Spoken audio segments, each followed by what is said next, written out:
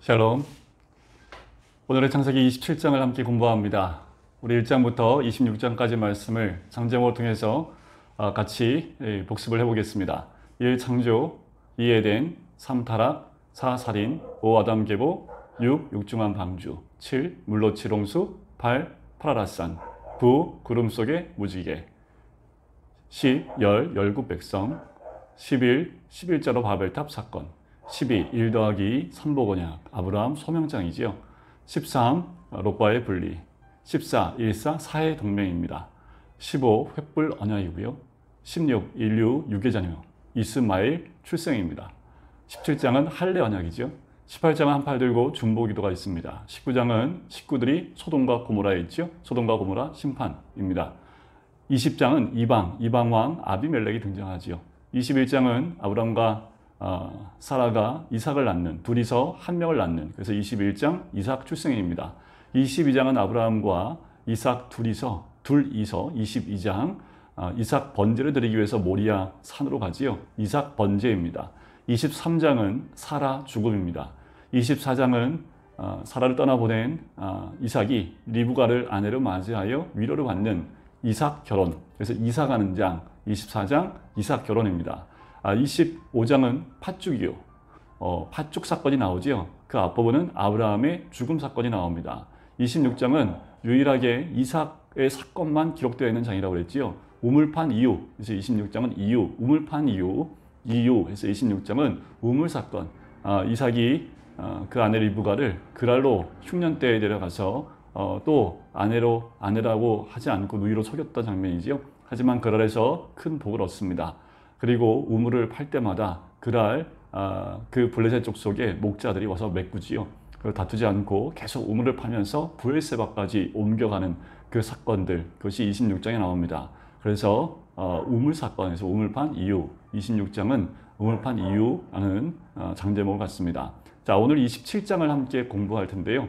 27장, 여러분 매번 한 장씩 공부하지만 그 장의 내용들을 먼저 읽어보고 함께 장을 내용을 따라 공부하다 보면 장의 내용들이 잘 머릿속에 정리가 됩니다. 오늘 꼭 장 제목과 함께 27장을 함께 읽어보시고 이 영상을 따라서 함께 공부하시면 좋습니다. 자, 27장 장 제목은 이렇습니다. 이삭이 에서를 불러서요 별미를 만들어 오라고 얘기하지요. 대신 이 말을 듣던 리브가가 야곱에게 그 별미를 만들어주고 또 대신하여 복을 받게 되는 사건. 그래서 별미 사건이 나오지요. 별미 이치라고 이렇게 옵니다. 별미 이치. 별미를 먹고 나서 그 이치에 따라 복을 내려주는 27장은 별미 이치라고 장제목을 외우시면 됩니다. 자, 1절에 보면 이삭이 나이가 많아 눈이 어두워 잘 보지 못하더니 라고 나옵니다.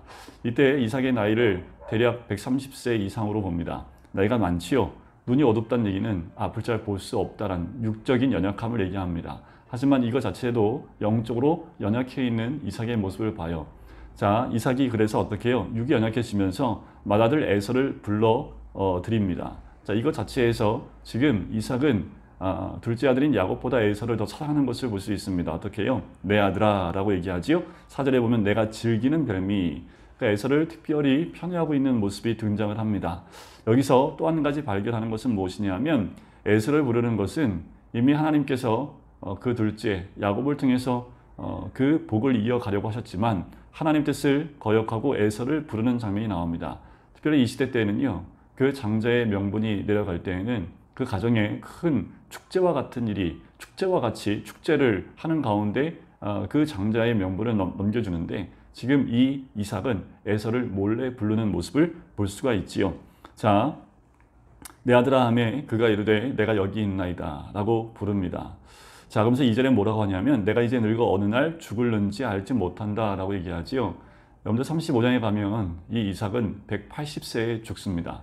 이 별미 사건 이후에도요 굉장히 오래 살고 있는 모습을 보지요.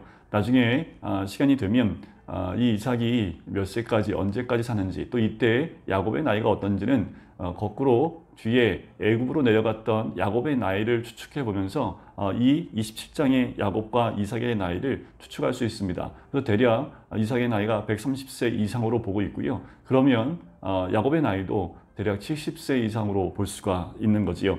자, 어느 날 죽을는지 알지 못한다고 얘기합니다. 자, 그러니 어떻게 해요? 서둘러서 자기의 그 복을, 하나님과 맺은 그 언약을 그 장자에게 넘겨줘야겠다라고 생각을 한 거지요. 믿음보다는 인간적인 생각을 앞세우고 있는 이삭의 모습을 봐요. 그리고 개인적인 감정을 앞세우는 것을 봅니다. 어떻게 알 수 있냐 하면 에서한테 가서 화살통과 활을 가지고 가서 사냥해 가지고 오라고 합니다. 누굴 위해서요? 3절 끝에 나를 위해서. 4절에 보면 내가 즐기는 내게로 가져와 내가 죽기 전에 내 마음껏. 자신의 감정이 많이, 개인적인 감정이 앞서 있는 모습을 보게 되지요. 이 순간순간마다 이삭은 야곱이 상속자임을 잊고 있는 모습을 봐요. 영적 분별력이 굉장히 연약해 있는 이 이삭의 모습을 보게 됩니다. 자, 하나님 뜻은 누구한테 있습니까? 에서가 아니라 이삭입니다. 왜냐하면 이 에서는 육에 속한 자의 모형이지요. 팥죽 한 그릇에 장자의 명분을 팔아넘겼던 무력의 눈이 어두워져 육에 속한 자의 모습으로 에서는 등장하기 때문에 그렇습니다. 그런데 이 에서에게 이삭은 장자의 명분을 또다시 넘겨주려고, 축복권을 넘겨주려고 하는 거지요.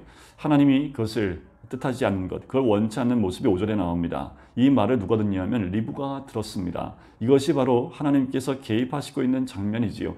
리브가가 가만히 들으니까 이삭이 에서에게 이 축복을 해주려고 하는 것을 보고 리브가는 이 축복권이 에서가 아니라 야곱에게 가야 됨을 알고 있었고, 그래서 하나님의 뜻을 따라 야곱에게 주려고 합니다. 자, 그래서 야곱에게 가요. 그래서 네 형에게 아버지가 축복을 하려고 하니, 자, 7절 끝에 보니까 여호와 앞에서 내게 축복하게 하라. 내가 이 말을 들었으니 내가 명하는 대로 그대로 해라 하면서 9절에 보니까, 자, 리브가가 하나님의 뜻을 이루기 위해서 인간적인 방법을 사용해요. 하나님의 뜻은 하나님 방법으로 이루어져야 됩니다. 그런데 리브가는 하나님 방법이 아닌 하나님 뜻은 알았고 순종하려 했지만 자신의 방법, 인간적인 방법, 거짓과 속임수를 하려고 합니다. 그래서 9절에 보면 염소 새끼를 가지고 와서 내가 네 아버지의 별미를 만들어 줄 테니 네가 가서 축복을 받아라 라고 얘기를 한 거죠. 그랬더니 야곱이 얘기를 합니다. 형은 털이 많고 나는 그렇지 않은데 오히려 저주를 받을까 걱정됩니다. 그랬더니 13절에 뭐라고 합니까? 내 아들아 걱정하지 마라. 내가 저주를 내게로 돌리고 내 말만 따르라 라고 얘기합니다. 하나님의 축복이라도 사람의 방법대로 하면 안 되는 거죠. 그런데 리브가는 사람의 방법으로 합니다. 그래서 14절에 두 절에 보면 그의 어머니가, 그의 아버지가 즐기는 별미를 만들게 됩니다.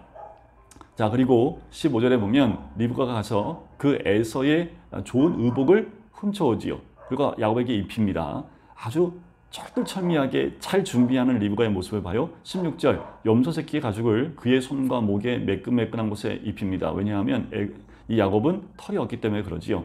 그리고 별미와 떡을 가지고 야곱이 아버지에게 나갑니다. 18절에 아버지에게 나가요. 그랬더니 이 이삭이 아무래도 이상해요. 이렇게 빨리 잡아올 수도 없고, 또 들으니 이거는 야곱의 목소리지 에서의 목소리가 아닌 것 같다라는 거지요. 18절 끝에 묻습니다. 내 아들아 내가 누구냐? 라고 했더니 19절에 보니까 야곱이 얘기합니다. 나는 아버지의 맏아들 에서로소이다 라고 얘기합니다. 근데 어떻게 이렇게 빨리 선양하고 돌아왔냐? 라고 이야기를 하지요.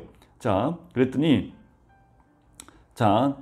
내가 원하건대 이제 아버지께서 나를 축복해달라고 얘기하니까 이삭이 그 아들에게 얘기합니다. 내 아들아, 20절에 보니까 내가 어떻게 이같이 속히 잡았느냐 라고 했더니 20절 세 번째 줄에 보니까 아버지의 하나님 여호와께서 나로 순조롭게 만나게 하셨습니다 라고 얘기하지요.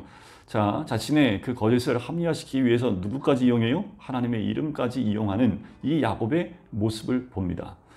하나님 뜻은 맞지만 자신의 방법대로 하나님의 이름까지 이렇게 이용해 먹는 야곱의 모습을 보는 거지요. 도대체 이 에서라고 느껴지지 않으니까 21절에 이삭이 야곱에게 가까이 오라고 합니다. 그래서 21절 끝에 내가 너를 만져보려 하노라. 세 번째 의심을 하는 거지요. 자, 그래서 만져봤더니 자, 음성은 야곱 음성인데 손은 에서의 손이다 라고 확인을 합니다. 자, 24절에 다시 한번 얘기를 해요.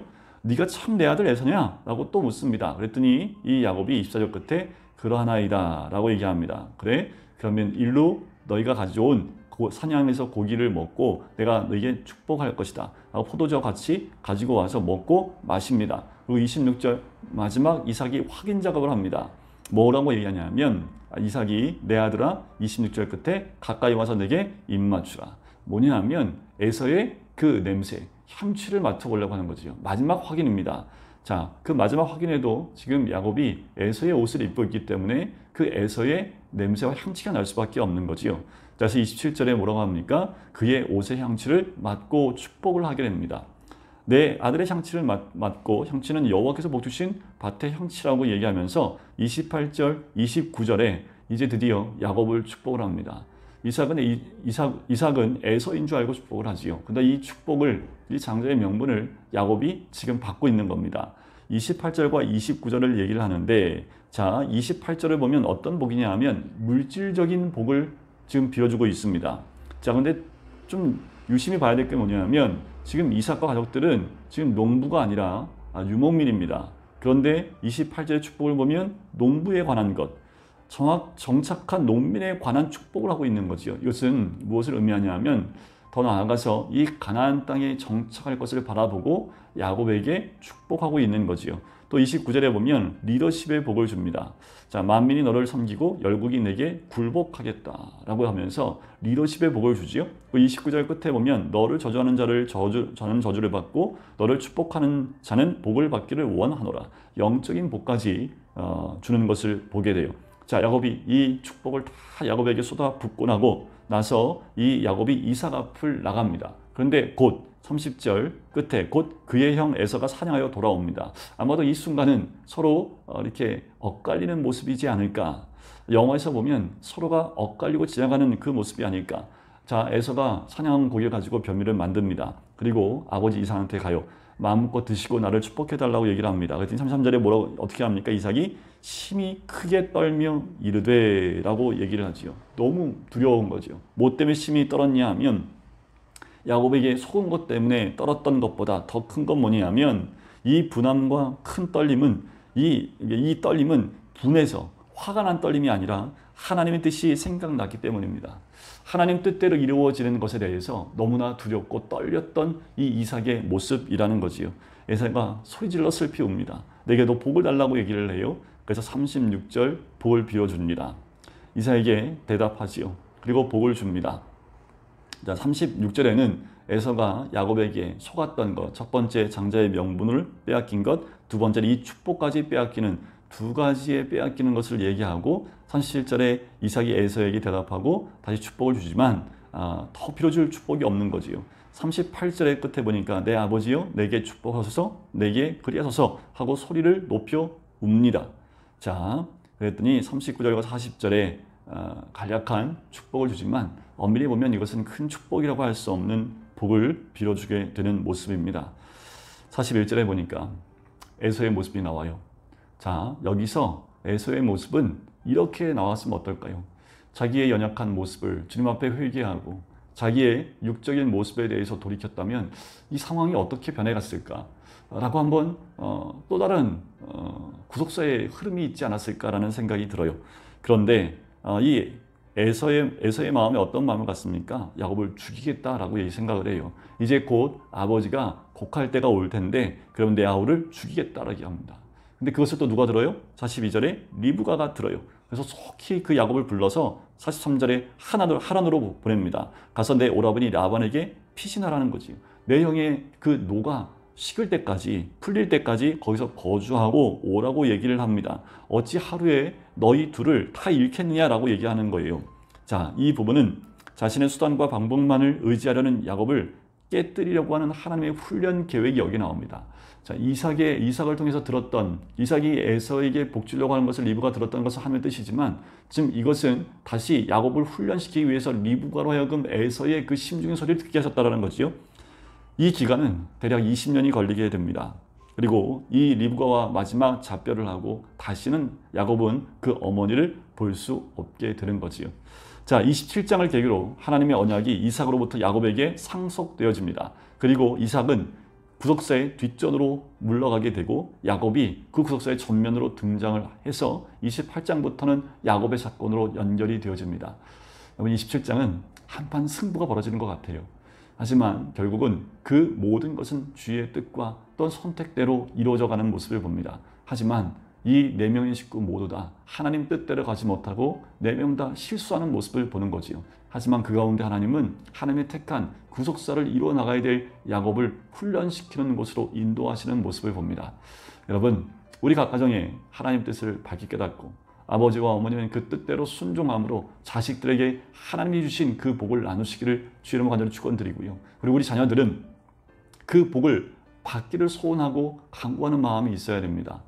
가정마다 그 아버지와 어머니를 통해서 주시는 놀라운 복이 있습니다. 그 복을 받으려는 그런 소망함이, 그리고 야곱처럼 그것을 받고 싶어하는 그런 간절함이 있어야 된다는 것이요.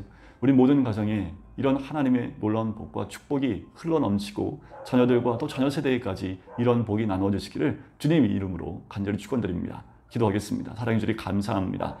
이삭의 그 가정을 통해서 주의 축복이 흘러갑니다.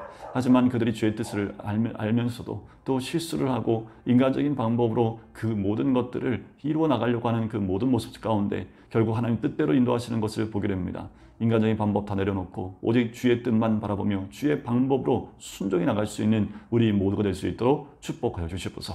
감사드리며 예수 그리스도의 이름으로 기도드립니다. 아멘.